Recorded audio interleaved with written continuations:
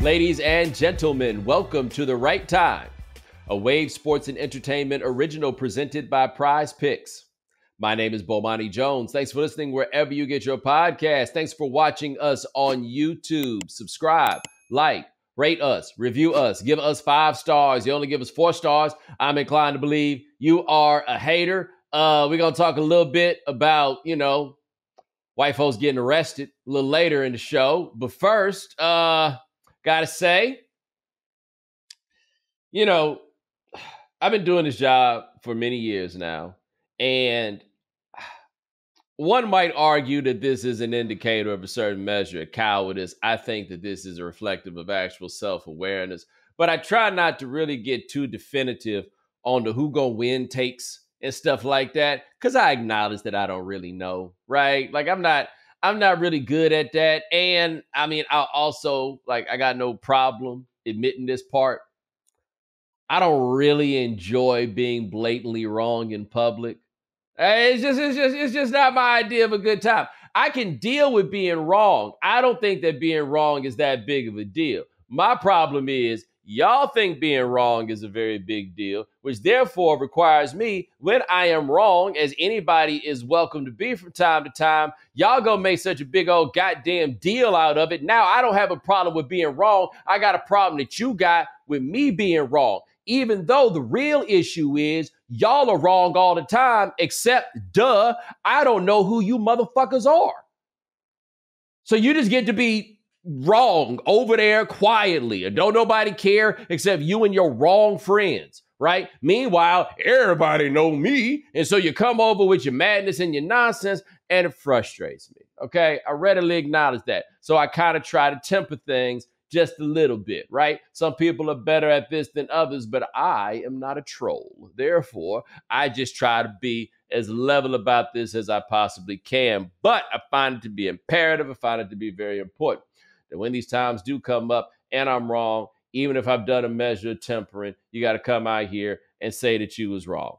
Now, I was wrong about something with the Minnesota Timberwolves and the Denver Nuggets. Obviously, I was wrong because I thought that Denver was going to win the series, and they did not. Okay? I was wrong about something with Minnesota, but I'm going to be honest with you.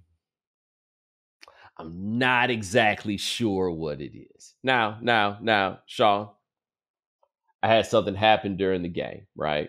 And because of the way we're doing the show for the YouTube people, we could probably put this up on the screen. I sent a tweet at the end of the first half that I was surprised turned out to be as polarizing as it was, when the truth was I thought I was making a somewhat profound point, which was at first half, Karl Towns shot 5 for 6 for 13 points, while also doing a series of boneheaded Karl Towns things. Did you see when he did that thing and he was trying to dribble by that dude and then he put his arm around him like he was trying to make it happen, like it was that right time in the movie and you try to bring her close? And I just couldn't figure out why that would ever be your strategy. It was silly Karl Towns fouling, right? Like those sorts of things happen. And I said that he was having one of those first halves that make us all feel right about Karl Towns.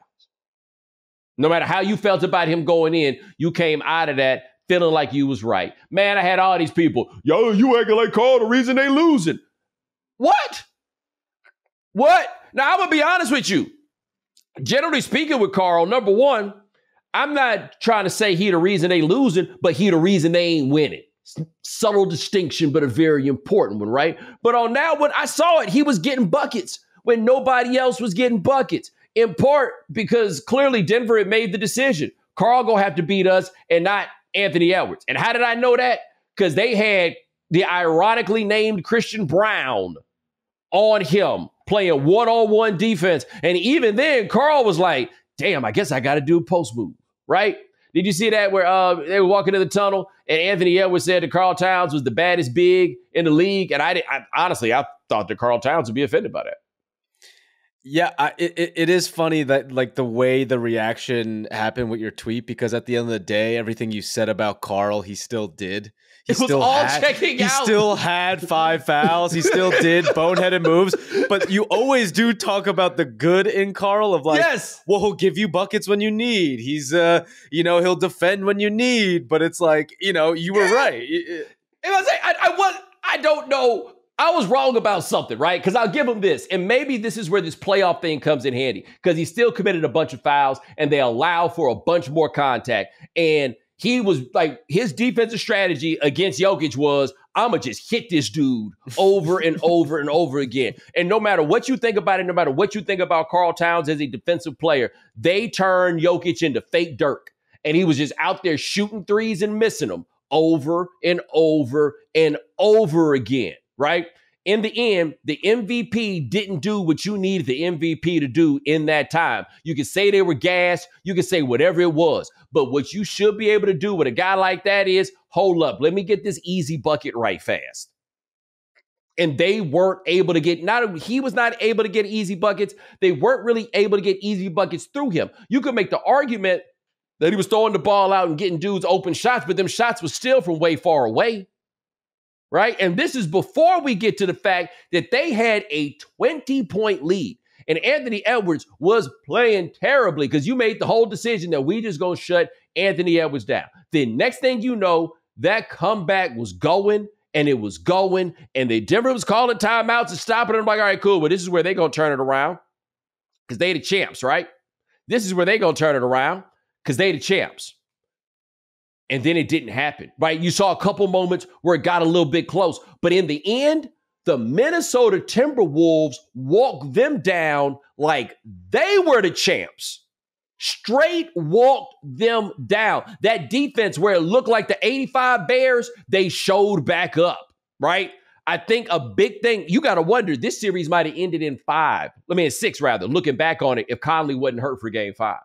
Because I do think that made a big difference. But I was stunned that they were so poised and the Nuggets weren't. It's crazy to look at the box score and see that Anthony Edwards went 2 of 10 for 3. And Nikola Jokic also went 2 of 10 from 3, but it was like the tale of two tapes. It's just it is the opposite of what you've been preaching about the Nuggets being the champs. The Wolves actually had that championship mindset in the second half. Yo, but this is what got me, was there was a stretch in the second half where Edwards was out and Jokic was in. And I'm like, okay, your best player's in the game. Their best player's not in the game. You got to win these minutes. Mm-hmm. And it kept coming back the other way. It just kept coming back. Now, I have been a big proponent of the Michael Porter experience for Denver.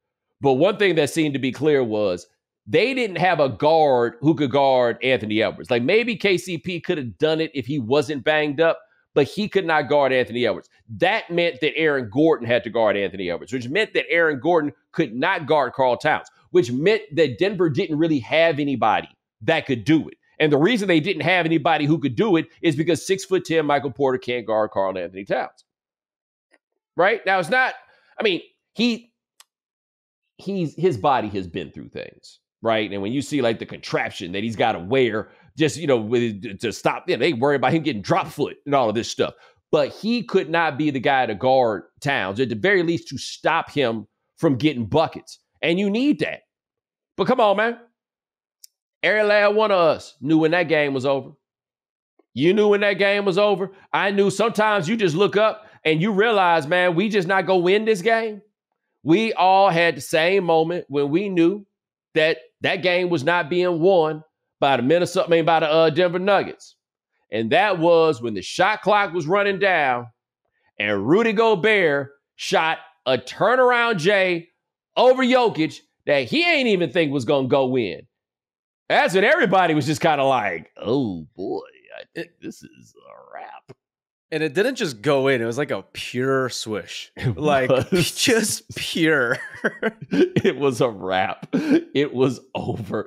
It was done. And now this team, with that guy out in front, even with not having a good game there, I feel like that's a game they won with temerity, right? Like, not even putting it in terms of heart. They were down 20 on the road at altitude in that place that was rocking the way it was, and they steadily brought it back. And they watched the guys on the other side steadily fall apart. And then at the end, and this is why you got that full Karl Towns experience. Denver made that shot. Karl's the inbound man, and he's running up and down the baseline. He is on tilt. He is clearly on tilt, tries to throw the ball in bounds, turns it over. So here's what's funny about it, right? My man Vinny's at the game, covering the game, right? He's obviously going to see things before we do at home. There is a delay. I never had the heart to tell him this during the game, but there was a delay, right? And so right after I see on my screen that Karl-Anthony Towns has messed up on the inbounds, I get a text that says Karl from Vinny with an exclamation point. But it's dawning on me. He's not talking about, it couldn't have been that. I've already detected that we have a delay. It couldn't have been that he was talking about. What is he talking about? And it comes down to the other end, and Minnesota misses that shot, and Karl-Anthony Towns gets the tip dunk for quite possibly the most important basket in the history of that franchise to seal the game. He did it. Like, no matter what somebody like me has to say, he did it. Now, this is the question somebody asked me. Have Karl and Rudy Gobert defeated the allegations? And the allegation is that they are 14 feet of sucker. That is, again, an allegation, not a statement of fact. The question is asked, have they defeated the allegation that they are 14 feet of sucker? And I have to say, they definitely put up a good fight against that allegation. I don't think they defeated it. Defeated? Like, did they knock out the allegation? They knocked out the Nuggets. I give them that. Did they knock out the allegation? And see, the case for them knocking out the allegation is the fact that Anthony Edwards did not play well and they still won that game. That is the case. That being said, and Sean, you tell me if I'm wrong here, but Jokic was still dining on Rudy Gobert. Dining, I tell you. He dined on Rudy Gobert. Towns, he played well. Although, would you believe this? It didn't feel like this in the game. He was 1 for 6 from 3. That was such a Karl performance. Right. I mean, maybe it was just because I saw that one and I was like, oh, yeah. Karl's on tonight. That was in the first half. I was like, oh, Karl's on tonight. I don't know if they have defeated the allegations. I'm going to be honest, but I knock Karl on the fact that the plus-minus game, they're normally better with Naz Reid on the floor than Karl. Not the case in this game. Karl played 39 minutes, had a plus 10. Naz Reid was a -5, right?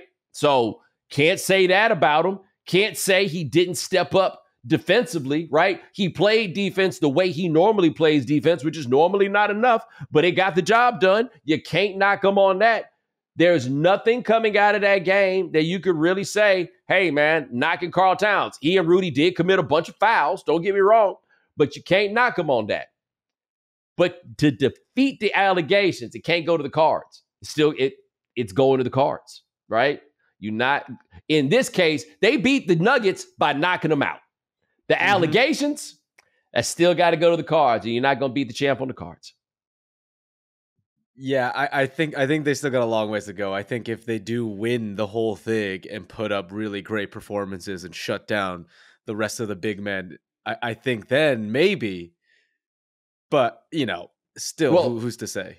The Denver series is going to be interesting, though. I mean, not Denver, Dallas. That'll be interesting because Dallas, Rudy is a big man. He is not simply a tall man, right? Mm-hmm. Like, he has tall man, he tall man in the mind. But, like, in terms of actual application, I can make a better argument for big man. Karl Towns is tall man, certainly. Dallas got tall man, right? Derek Lively is a tall man. What's his name? Gafford? He is a tall man. PJ Washington. Yeah. They got, they don't have the kinds of players that I think of as being like the ones that'll punish you for having Towns and for having Gobert. However, I also don't think they're the kinds of guys that Towns can punish you for having. Right? So we'll see how that goes. How much is Anthony Edwards going to have to guard Luka Doncic? Like, you could say he's going to guard Kyrie. And by the way, that game there, that Oklahoma City Dallas game, you want to talk about one that was excellent. That game, that finish, the whole nine. The West is the West of David Stern's nightmares, boy. Minnesota, Denver, Oklahoma City, San Antonio about to be on the come up. It's the no dot Olympics over there in the West. All the cities that ain't got no dots, boy, they good as hell. Meanwhile, the Lakers, play-in coming one more time. Maybe that would be the good thing for David Stern, get the play-in ratings up. I got no idea, but the little bitty cities coming up over there in the West. We got that one. Sean, I forgot you traded your hometown Knicks for the quasi-hometown Houston Rockets back in the Yao Ming days. So I know that you're not a Knicks fan, but it was kind of sad watching them go out like that. You know, I think just seeing a lot of my friends on the timelines and various group chats, like doing the whole, it was a good run. It's still a successful season. It comes off very sad because I'm like, they have to stay positive and the injuries are stuff that's out of their control. But yeah, I think I was rooting for them to some degree versus all the Knicks haters in the world who are like, why is ESPN so Knicks heavy right now? And it's like, do you not understand how television and media and narratives work? Let me help you out with a little something. Let me give you two things. I'm going to give you a copy of the census and I'm going to give you a calculator. With those two things, you might be able to make sense of what is going on. Now, I do think they went too far, right? Yeah. Like I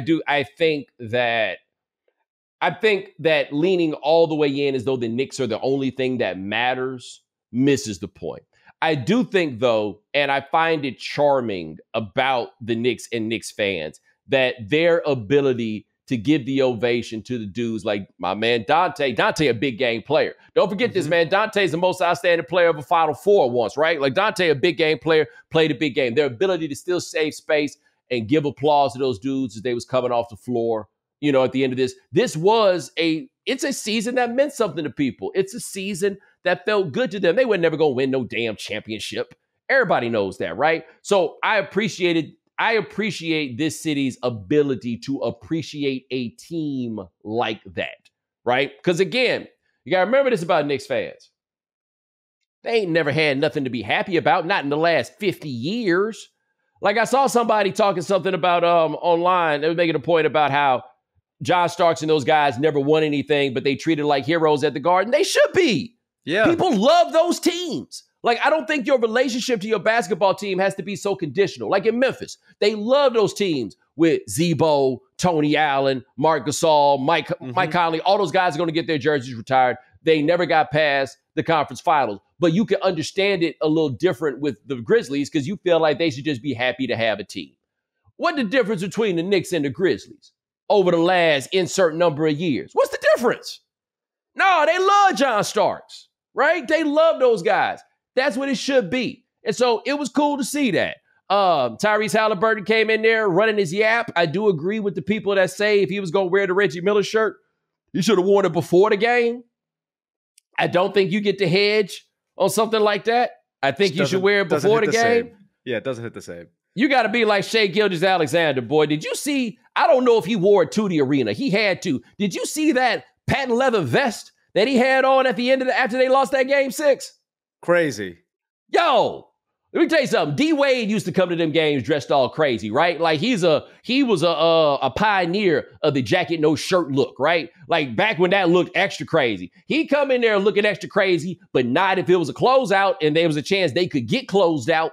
No, sir. He wasn't wearing that stuff. Shai came out that bad boy. I'm like, is that what a pro wants? Is that what a pro needs? Because, bruh, couldn't be me. He out there trying to explain how they lost the season in a patent leather vest. And I'm just like, hey, you got to account for that possibility before you show up to the arena. You should have been dressed like a very serious person. I would have had sweats on. I would have been like, I'm too tired to change. I'm just wearing what I wore. Like, do that mean we ain't got to watch that commercial no more? No, they're just gonna run that. They're gonna keep running that. It is brutal. I'm convinced that commercial and the one with Melo and Perk. Yeah, this is something I learned doing game theory, right? Because the other kind of work I didn't involve this sort of stuff. And that is how hard it can be to take a great idea and make it into a great piece of work, right? Like somebody that first day was like, imagine this. Carmelo, Dwayne Wade, and LeBron. And they're talking about advice. And then we show pictures of them in their big suits from the draft. They're like, yo, that'll work. And they're like, Melo, you going to be able to get Dwayne? I think I can get Dwayne. And then you can't get Dwayne, right? And then you call Chris Bosh. He don't answer phone numbers he don't recognize, right? And so now you got to go back through the rest of it. And then somebody pull up a picture of TJ Ford in his draft suit, which I don't know if you remember that one, Sean, but it was a legendary swath of fabric, right? A whole lot of fabric. Right. And so you get him, and then they're like, hey, Perk was in that draft. And then you go get him. But the problem is with the TJ Ford, we are basketball nerds. Not only do we remember the TJ Ford suit, which makes us different than the average viewer, this is a very important part. We also remember TJ Ford, right? And look, I'm from Houston. I remember him in a different way. He means something very important. But how many people are like, yo, who is that guy? And how many actual basketball fans? Because damn, you ain't seen TJ Ford in a minute, right? And then they went and they shot it, and but it was too late to shoot another one. Like, that's what it felt like, right? Boxy Boys. That was y'all. Come on, man. But as an idea, it started off on hit. And you were like, don't worry, I'll pull it together. And that happens sometimes. Your great idea doesn't become a great thing. I don't know who the hell thought that. That was the song y'all settled on. They don't even know the song. Like, they were not born when that song came out. That to me is like, it makes me so angry whenever that commercial comes on. And if you were born, and I want to say that song came out in 1999, and look, I could be wrong, okay? Maybe dudes was listening to that bullshit then, right? In real time, they were all pretending like they weren't, all right? Maybe they were. But again, another one that seemed like a great idea. But you know what happened? Them dudes can't act. That's what happened. I can't imagine. If that's what they stopped on. That was the best take. That's what I'm saying. That was the... Dude, it's nothing. Like, I can't really act, but if you need me to do something in a pinch, I can make it work, right? Like, I can make it happen.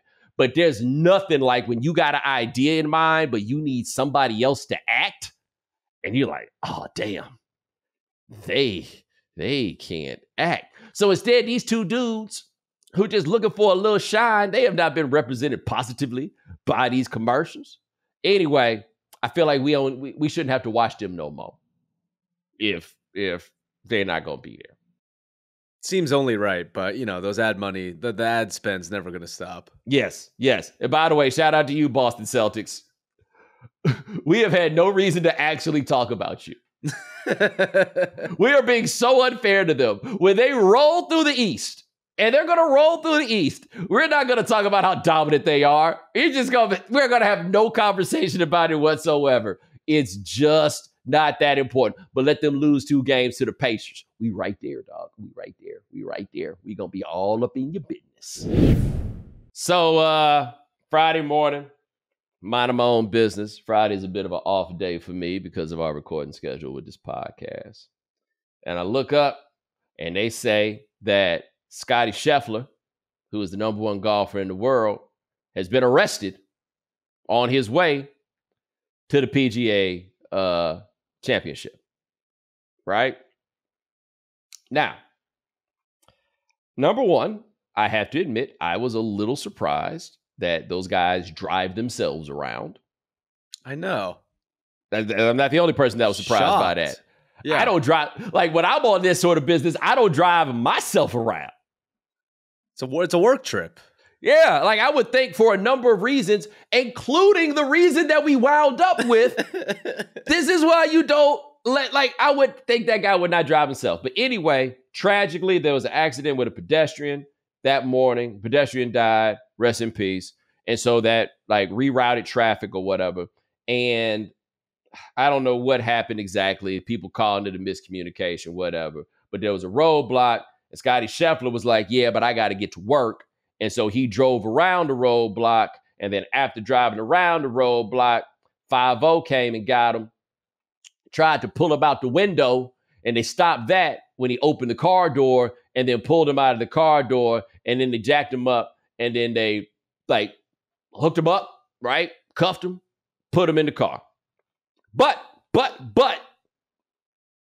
what Johnny Law was not expecting was that reporters were there. Jeff Darlington of ESPN was there. I think there was another ESPN reporter, and he was out there doing his line of duty thing. You know what I'm saying? He got out there with his camera, taking video, asking questions. And then it was tough, man. It was a black cop that was like, he going to jail. And I was like, oh boy, I can tell you right now, this is going to turn into a phenomenon on the internet. This is going to get weird. All kinds of wires about to get crossed and scrambled now. This white man that got jacked up by the law, and the black man is saying he's going to jail, and with a tinge of he should have complied. He didn't say it immediately, but a tinge of he shouldn't comply. Now, everybody's heads are messed up on what they supposed to do. White folks ain't really trying to back the blue, all right? And black people, not every black person, but I'm going to be honest, my people. It sounded kind of like a lot of y'all was wishing that man had got shot or beat. That's the vibe. That's the vibe I'm getting. Because let's be real about this. They jacked that man up for no good reason. There was absolutely no reason for them to be as aggressive with him as they were. Apparently, the car had the PGA logos on it, all of this stuff, right? They ain't need to do that man like that. Try to pull him through the window. They ain't need to do that man like that. They locked him up. They actually took him to jail. They actually dressed him up like a tangerine. They actually did the mugshot with him, all this stuff. Now, don't get me wrong. He got in and out and got to work on time. Like, that's not an average situation. Clearly, somebody put in a call and was like, can you get this dude out of jail, please? Right? Like this clearly some things got greased after they realized what had happened. But I had people hitting me up being like, well, what would they have done if it was Scottie Scheffler? They tried to put him through the car window for this. Like, that's pretty Shabazzy treatment as far as I'm concerned. We don't get shot for everything, right? Like, it's a good chance. Don't get me wrong. But come on now. They did that man wrong. And I got people basically talking about they should have done him wronger. I don't know if you watched his post-game presser after his round, but he said when he got to the station, he eventually had to say his name, and the people booking him realized who it was, and they asked him, hey, Scottie, do you want the full treatment? Like, do you want to go through the whole thing? And he was like, I guess I have to, which is why he was in that getup. Wow. They gave him the sandwich that they give you. Like, he had it all, and it was like, He even expressed, he was like, that was a little weird that they asked me that. Hold on, he treated it like it was fantasy camp. Yeah, it was like almost like a whole ride. Make-A-Wish. Okay, give him the VIP tour. It's like he got that tour like when you go to the Louvre and you don't want to wait in line, right? Like that was, okay. I had no idea that he just wanted to know what the full thing on. One of my favorite things was ESPN had Marty Smith come on, and Marty was like, what a surreal experience. Marty, I looked up the exact town. Marty from a town right in Virginia, right over the West Virginia line. And when Marty talked about the dude being in the orange jumpsuit, Marty was talking about that with a much more knowing tone. Not that Marty himself had been in that jumpsuit, but Marty done had to get somebody out of jail before. Like, that was kind of Marty's the one to be like, wow, they got him out fast. Like Marty done seen some things, been around some people, whatever it is. So they got him in there. They got him out. he came back. He came to the first tee, man. They was clapping like that dude just got back from Fallujah. Like, they was clapping for him like what if John McCain had played golf in 1974 or whatever year that was? That was the way that they were clapping for him when he got out there. And I was just blown away. I got white people just talking about how the police, how wrong they were and what they was doing. I got white people in my mentions talk about how sure they how sure they are that I'm mad that the dude wound up getting out of jail. I'm like, it is clear that they did this man wrong. I ain't rooting for none of this. Now, our two Americas did collide. We did have that happen. I mentioned this on Twitter, but I'm going to say it again. And people were asking me, were white people going to be confused about whether to root for the police or root for the golfer? And I'm like, well, maybe there's levels to this, right? Because there's a lot of golfers that are like the insufferable class or whatever, but I don't think that the white people who watch golf really think about those people as being those people, because you don't ever see their personalities. So that side of them you don't really get, right?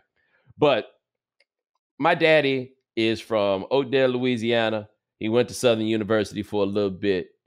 That's what he does. He roots for Southern.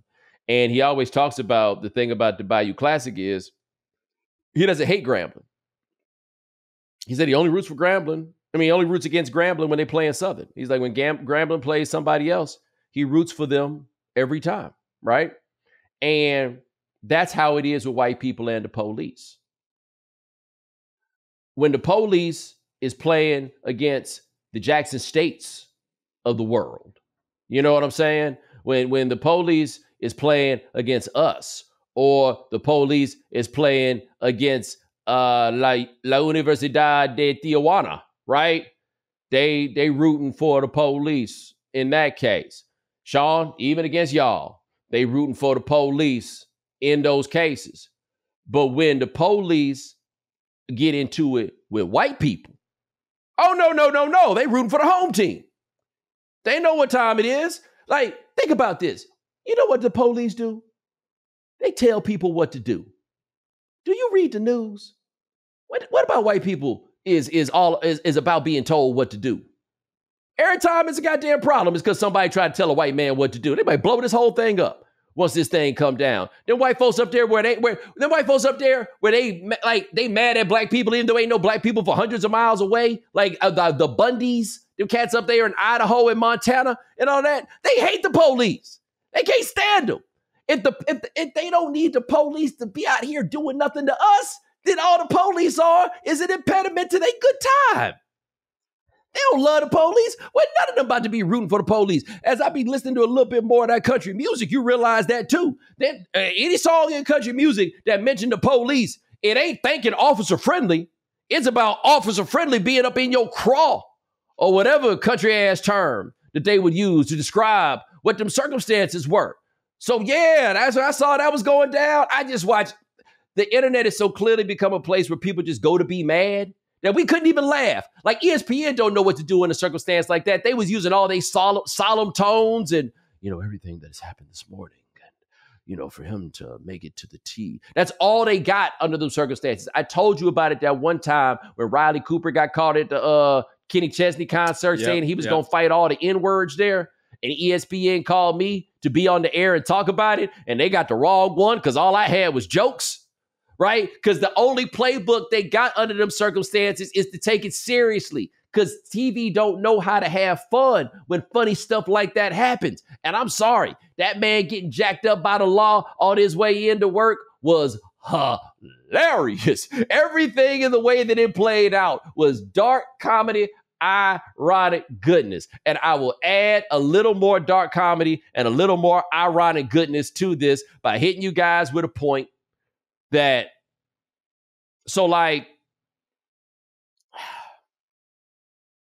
I was thinking about this. There's been a lot of discussion lately about how athletes from different sports would perform if they were engaged in different activities, right? It's caused a lot of beef, really a lot of salty football players, if we're going to be honest about this, right? They mad enough that basketball players make more money than them. Then somebody had the nerve to say that they could play football, right? But it was a lot of, basketball player wouldn't be able to do this in our sport. And like people try to throw out LeBron would get crushed, all of this stuff, right? And I mean, it's a preposterous thing to try to make a comparison between an athlete from one sport and an athlete in another. And just it's hard to do, right? It's preposterous. But all I'm going to say is this. Our man, Scottie went to jail. He got out. And for the weekend, I want to say he shot a 13 under that had him tied for 8th, 8 strokes behind the winner. And all I'm going to say is go to court, come out and compete. Kobe would have won that tournament. That's all I'm saying. He needs some Mamba. Scottie need to go get him some Mamba mentality. Kobe wouldn't have even needed to, but he'd have caught a helicopter from that jail. He'd have landed. He'd have been wearing them aviator shades with the mirror front face. He'd have come out there. He'd have been so locked in. We wouldn't be talking about, Xander. None of that. No, sir. Kobe would have won the whole damn thing. Playoff basketball is heating up, and Prize Picks is the most simple way to get in on the action. You just select 2 or more players, pick more or less on their projected stats, and submit your lineup. Quick withdrawals, easy gameplay, and an enormous selection of players and stat types are what makes Prize Picks the #1 fantasy sports app. But rather than hear from me, let's hear from somebody who actually uses Prize Picks. Sean, how the Prize Picks going for you? Bo, you win some, you lose some, and I've had some close breaks this playoffs, but to me, the best part about Prize Picks is the injury assurance they offer so that your lineups stay in play, even if, one of your players gets hurt this playoff basketball season. So let's say your player exits a game in the first half and doesn't return. Prize Picks has your back, and it won't count as a loss. And look, not that I want injuries to happen in the playoffs. It's reassuring. I won't get penalized for it. No, that's a big deal. There you go. Sean is asking for injuries in the playoffs, guys. He's that kind of guy. Anyway, make sure you go to prizepicks.com/Bomani and use code Bomani for a first deposit match up to $100. That's prizepicks.com/Bomani. Prize Picks, daily fantasy sports made easy.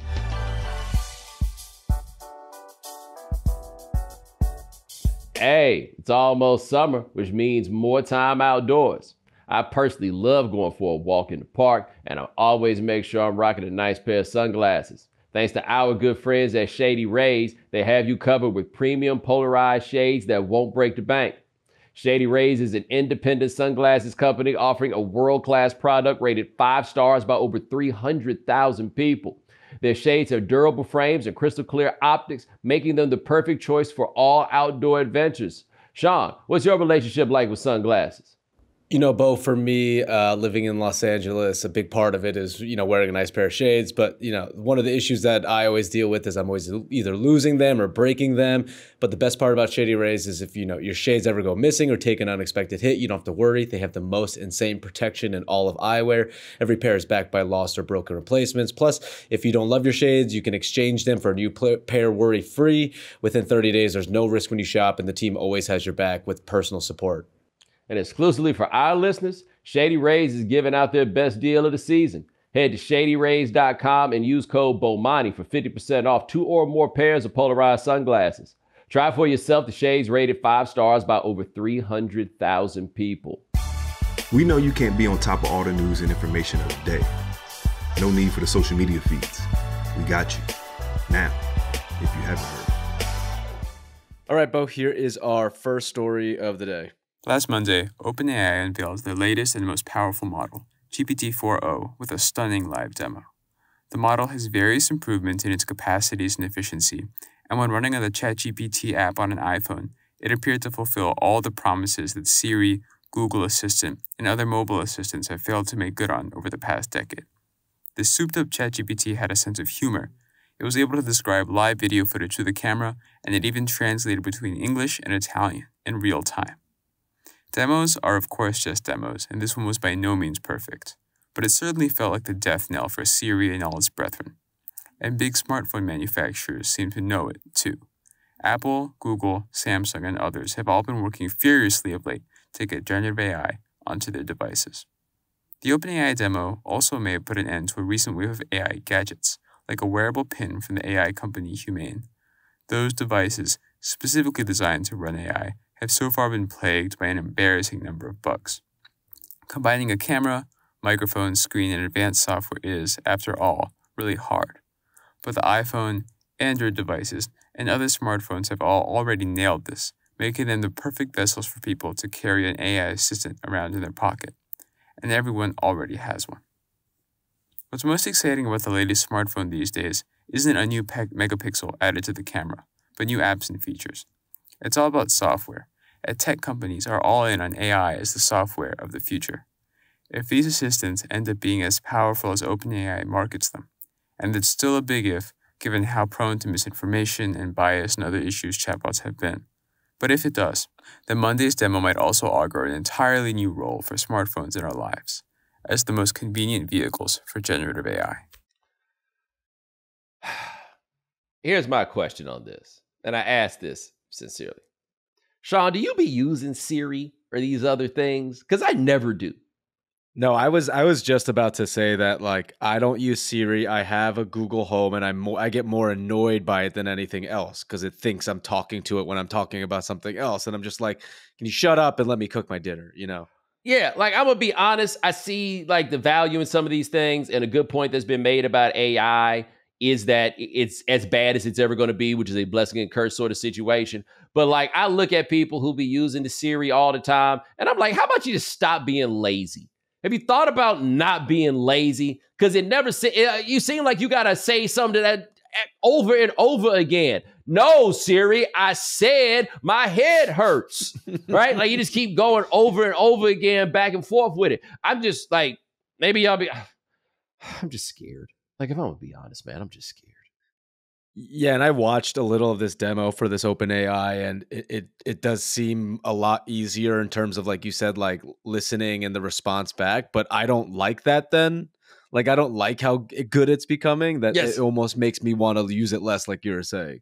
Oh, man, it's just all a little spooky. What else we got? All right, here we go. Last week for The Atlantic, I wrote about the yawning void that awaits every sports parent at the end of their kid's final game.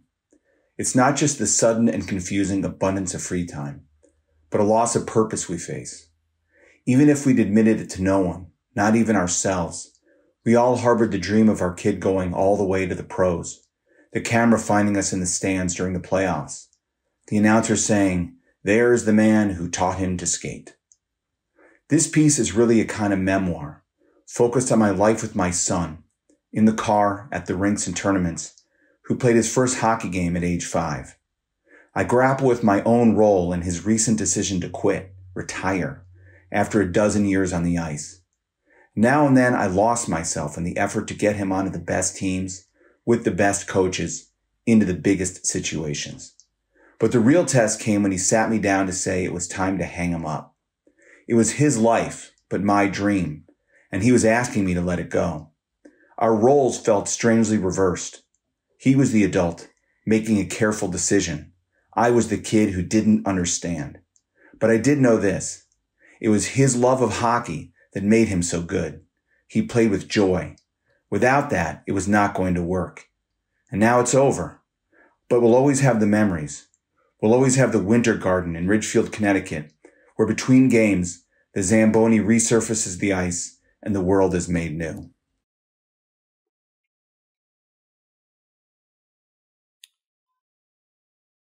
My parents came to just about every one of my games that they could. Not road games, right? Because those could be far, right? They came to just about every one of my games that they could. But I didn't think they cared. And I'm so glad that they didn't care. You know what I mean? Like, I can't imagine if I'd have had to come tell my parents that it was over, right? I can't. I'm so... It's a whole new thing, man. It's a whole new thing, right? Like, I guess I just have to realize that this is a whole new world. Yeah, I definitely dream of a world where my kids play sports and, you know, I could be that sports parent, but I just don't know to what extent I'll let it go to that point where, like, I'm sad that they retire, especially from a sport like hockey. I'd almost feel like, okay, good. You've put in enough time. You're not pro. Let's move on. You know, well, you got out of it what you needed. the difference between now and before is, why do we care so much if these kids are good? Right. Right? Like, there's going to be some kids who play and who are going to be good and care, but by and large, man, he's out here fucking around, need something to do. Right? Like, that was the thought, like, for me on this, at least in the way that I always looked at playing sports and everything else. The level of investment, and I appreciate the candor of the writer in this one to admit that, like, it was a thing for him. But I do ask the parents out here listening to ask yourself, that doesn't sound a little crazy to you? That somehow this is about you? None of it should ever be like, you know, like the thought that they'll say, oh, he's the one who taught him to skate. You thought about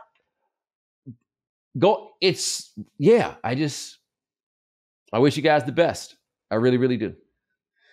Definitely an interesting a piece, and I'm glad he shared it so vulnerably. Our last piece, did you know what the trick bag on that is?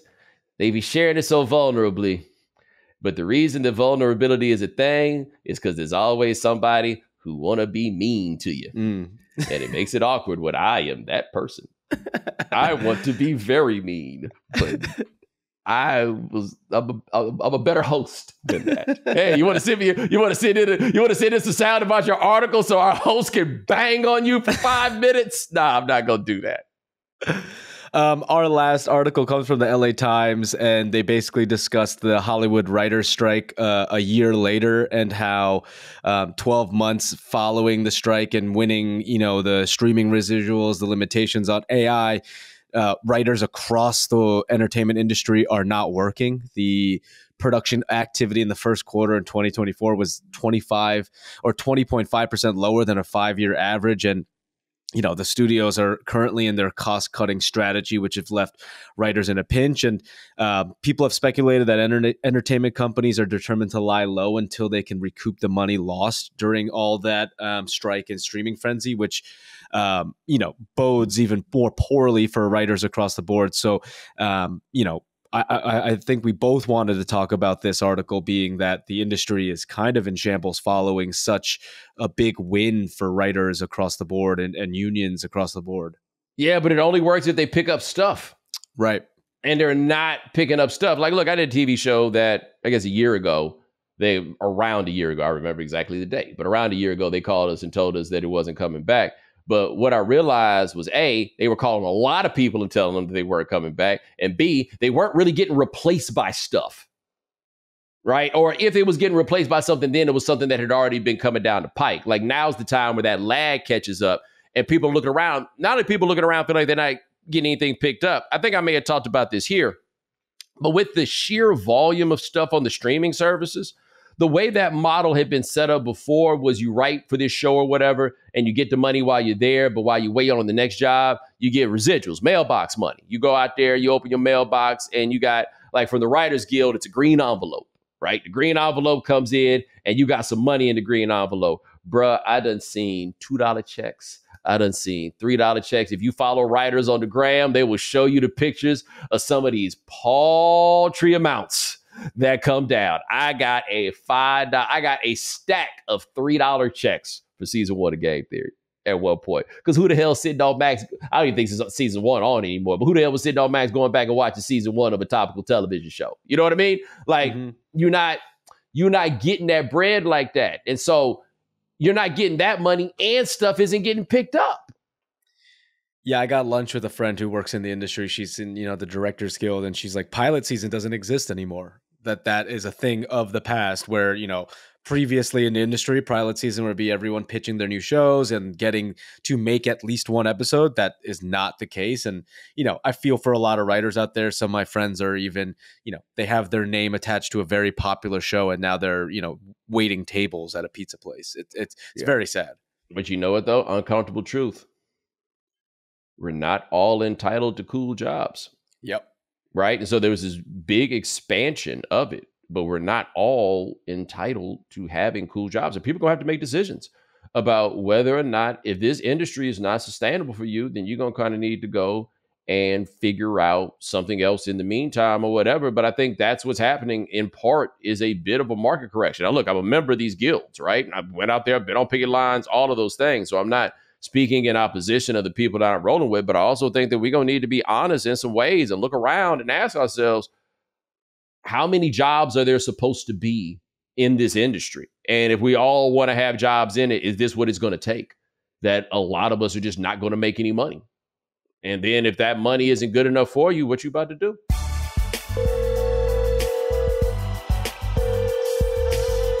All right, Bo, today's voicemail prompt was just a general kind of ask me anything, open-ended question. So here's the first one we got. Hey, yo, Bo, what's up, man? Last time I talked to you, it was about this 67 rated defensive end destroyed my 99 all-world, all-American at Oregon. With that being said, with the announcement of EA Sports coming back out with NCAA 25, any chance you bring out your old pitch? You know the one, Bo. There's always a place for you at the University of blank blank. I know you ain't going back to Texas, but any chance you picking up this game, Bo? Yo, I have not owned a gaming system in a very, very, very long time. I think the PlayStation 3 is the last one that I owned. I don't know. Yeah, I don't think I had a 4. I think a 3 is the last one that I owned. And I just didn't have time to play anymore. I also can't imagine how many buttons the damn controller has now or anything else, right? Like, I don't know how far away I am, but I gotta be honest. I probably got a little bit of time for this, and I gotta be honest. If I start playing, it's gonna be a problem. It's gonna be a big problem. That's where I am with video games. Is I've always been a gamer, but I'm now at the point in life where, like, I know if I do pick up a game like that, I won't put it down, and you might not hear from me. You know, the show might not be produced as well.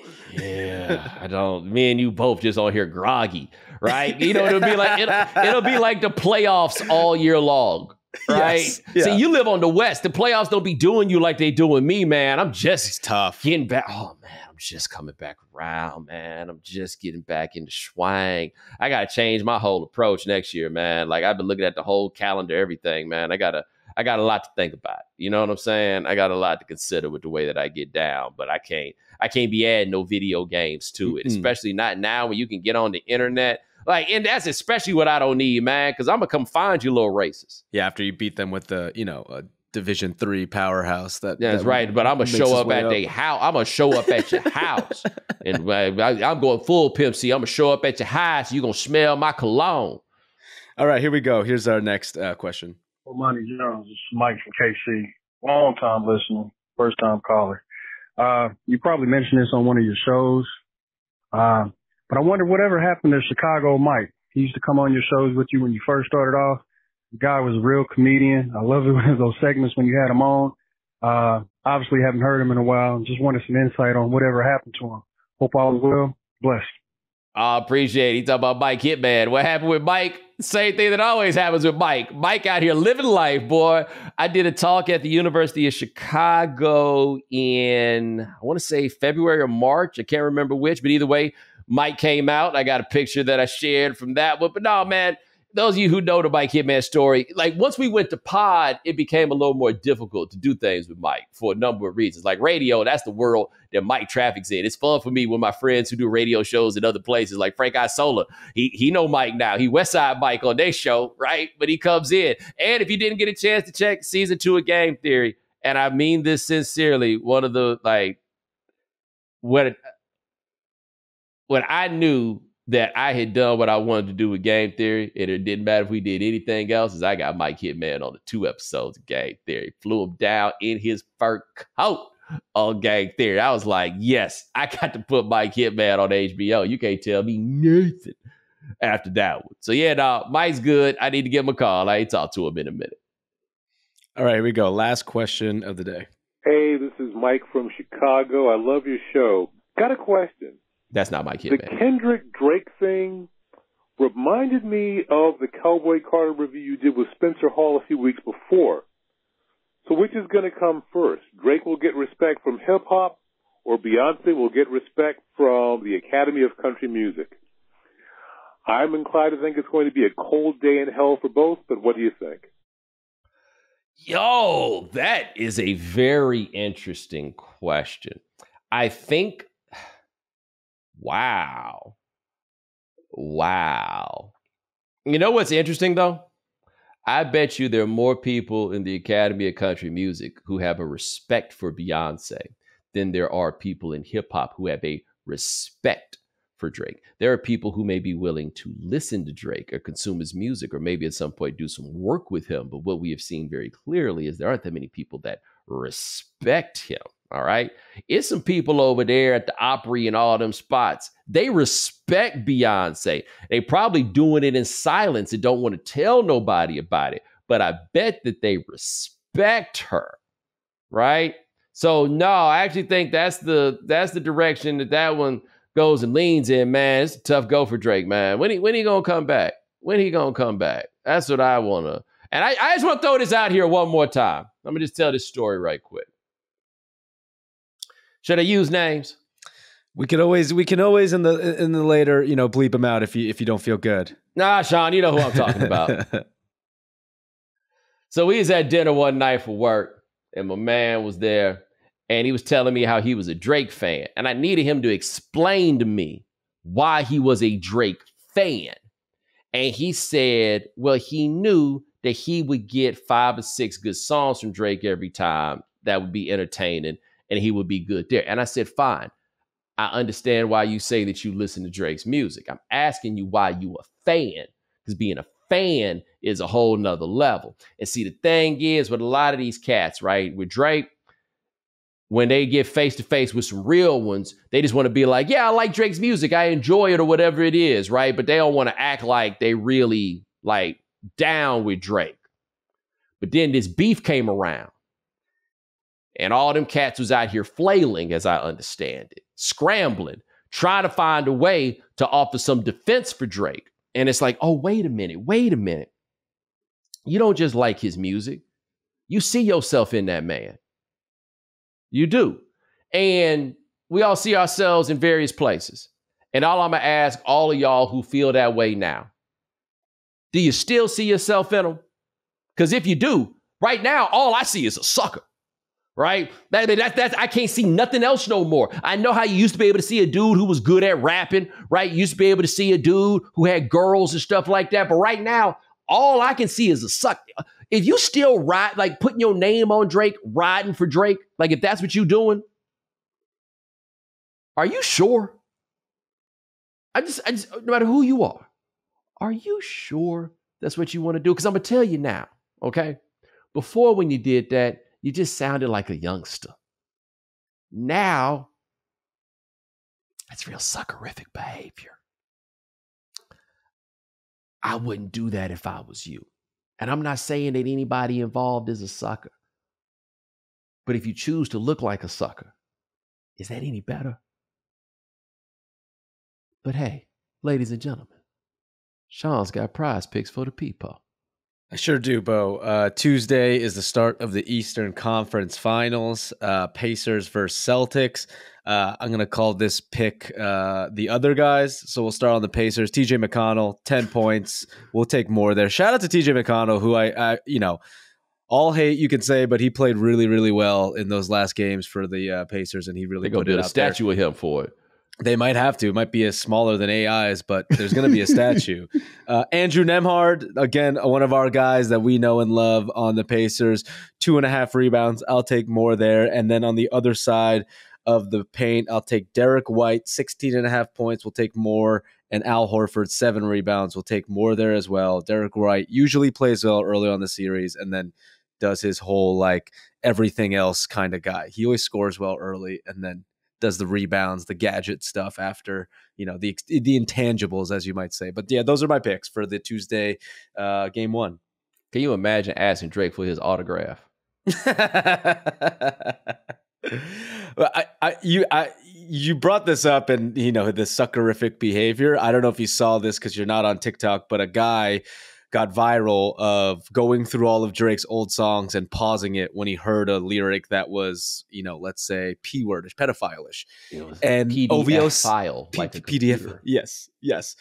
OVO sent a cease and desist to this man over this. And he is shout out to this kid who is powering through, posting more TikToks about this, and going to court with OVO. It might be a losing battle because they might have a little more money, but a very valiant effort and fight. Has he started a GoFundMe yet? Because I assure you, there's a large man in Miami who I think might have a couple of dollars he might be willing to throw at the case. Just might be out there. Somebody might take this all pro bono. There's some old hip hop head out here. Just you watch.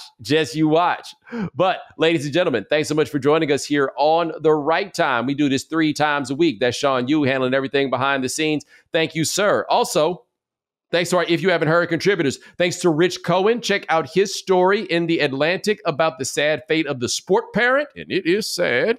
Thanks to Mateo Wong of The Atlantic. Check out his story on the next smartphone evolution at theatlantic.com. And thanks to Christy Karras and Stacey Perman of the LA Times. Check out their story on checking in with Hollywood writers 1 year after the strike.